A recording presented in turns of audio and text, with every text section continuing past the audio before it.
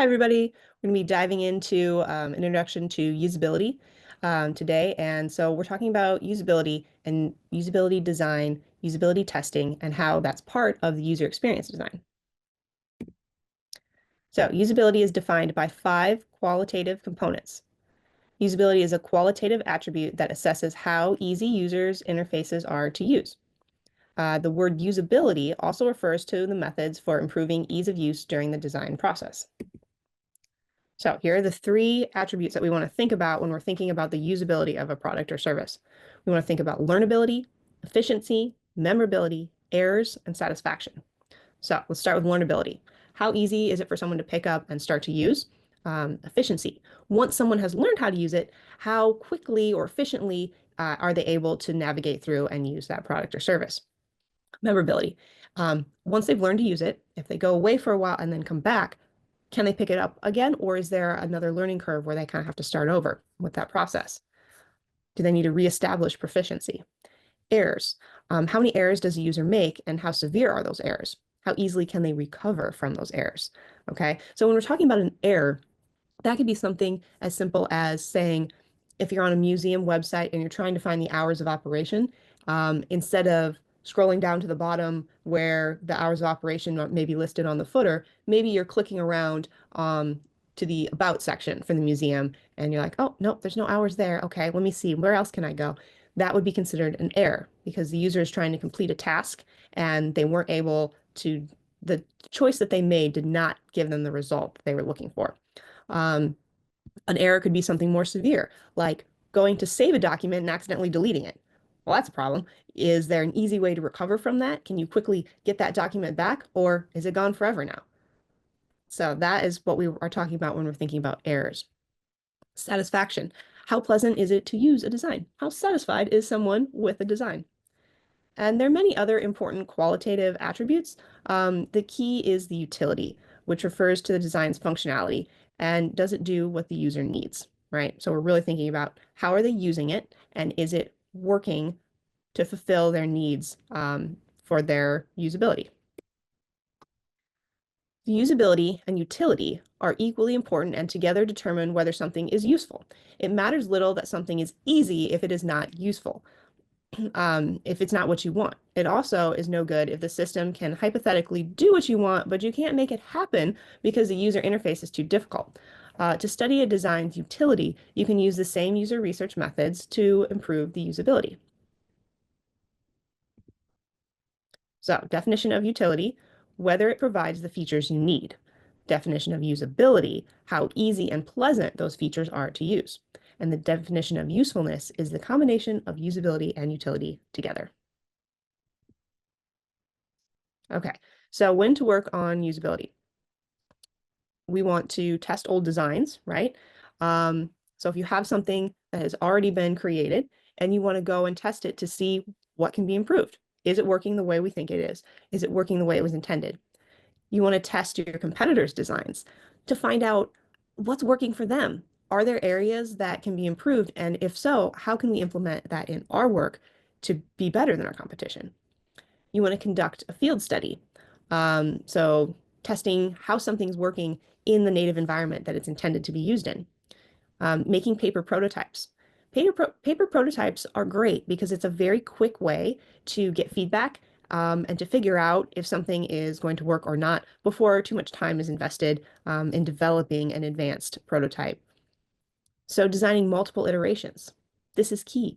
With multiple iterations, you're able to make some of those changes as you're continuing the development process or continuing to test so that you can do more tests and continue to make improvements.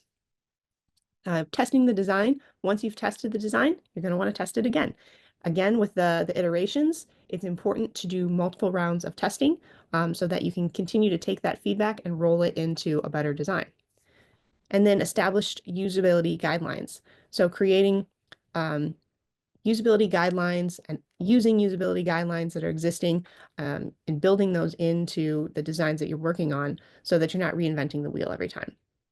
You always want to start user testing early in the design process and keep testing every step of the way. Frank Lloyd Wright once said, "You can fix it on the drafting board with an eraser or on the construction site with a sledgehammer. Prototyping is the eraser." So that was a quote by Frank Lloyd Wright that was then added onto by Todd. And I think this is a really interesting quote because it takes a lot of time to develop and code out a lot of websites or applications. Anytime you're dealing with technology, there's a lot of time and money that gets wrapped up into creating products and services for that. And if you go through all of that and then you release it to the public and no one wants to use it because it's designed so poorly they can't figure out how to use it, or it's so unpleasant that they don't want to use it, that's a problem. So if we start early and make sure that who we're intending a product or service for is actually enjoying using it and is comfortable using it, then they will want to be customers and they will want to invest money into a product or service and that they're going to be spending time with. So remembering that is incredibly important.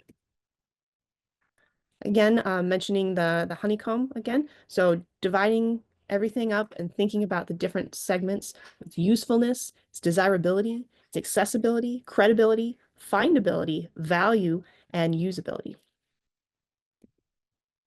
All right, so we're going to take a quick look at this video here. Now, this is microwave with racing. So everyone is looking at these microwaves and figuring out how to use them. Hello, I'm Rachel, and this is our microwave oven. So my name's Chris. I'm a PhD student at UCL, and today I'm going to be using the microwave. Okay, so my name is Matt Chapman, and I'm a PhD student, and I'm going to cook today. The big microwave experiment. Yes, I've been living here for about 5 years now, and I wouldn't say I use it every day, but use it quite a lot, so Okay. I'd like to think I know what to do with it. Racers ready. Microwaves ready. 3, 2, 1, go. Put the microwave on full power for 3 minutes, 3.5 minutes, so Wasn't running on full power. it's on high, and it's about 3.5 minutes. Okay, so this is going to be interesting whether it actually does. chaos. It has a chaos button. Okay, micro stop. power, We're going to shoot its full grill. power. Oh, It just start. Oh, that's about 3.5 let me minutes. just start. Oh, that doesn't seem to do anything.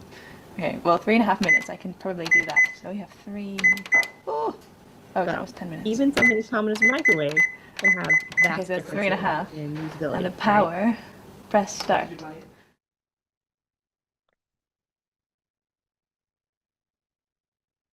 So this is critical to think about the usability of something as simple as a microwave, right? This is kind of a funny example of that.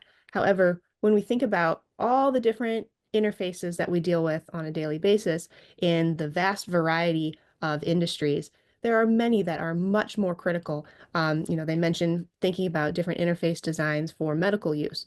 What about aviation?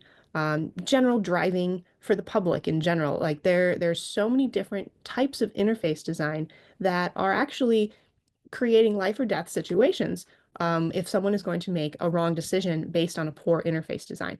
So it's critical as designers that we understand how important usability is and the importance of good usability testing to make sure that a product or service is designed in a way that is both useful and friendly for someone. All right, so quick little exercise. I want you to find a website. You can use our department website if you want, or any other website, and just think about some of the different aspects of that website. Think about the good usability aspects, some of the poor usability aspects, and think about that learnability, memorability, efficiency, errors, and satisfaction.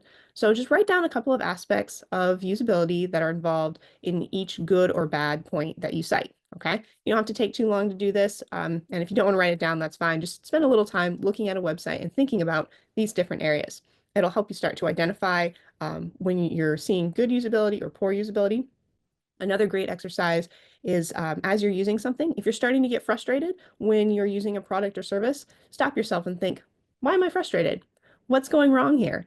Is it taking too many clicks to get to what you're trying to do? Or is the information that you're trying to access not readily available?